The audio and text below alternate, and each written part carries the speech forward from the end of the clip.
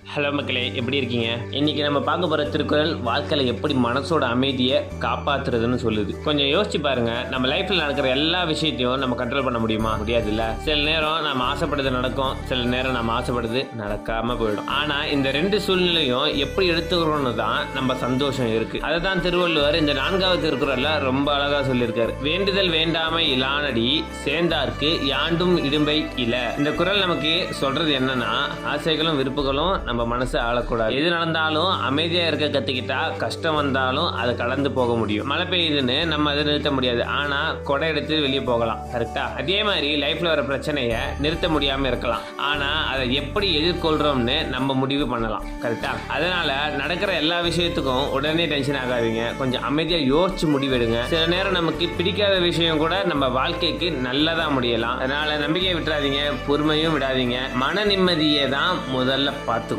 ஓகேவா? இதுதான் இந்த திருக்குறள் நமக்கு சொல்ல அழகான வாழ்க்கை பாடம். சரிங்க மக்களே, பேக்ரவுண்ட்ல நான் என்ன பண்ணிட்டு இருக்கேன்னு பார்த்துட்டு இதுக்கும் திருக்குறளுக்கும் என்ன கனெக்ஷன் கமெண்ட் பண்ண போறவங்க கொஞ்சம் வெயிட் பண்ணுங்க. ஓகே, பேக்ரவுண்ட்ல ஓடுறது என்னுடைய டெய்லி விளாக். ஓகே, ஆனா உங்க மனசுல ஓடணும்னு நான் ஆசைப்படுறது இந்த திருக்குறளோட பாடம் தான். நாளைக்கு இன்னொரு திருக்குறளோட சந்திப்போம். நன்றி மக்களே.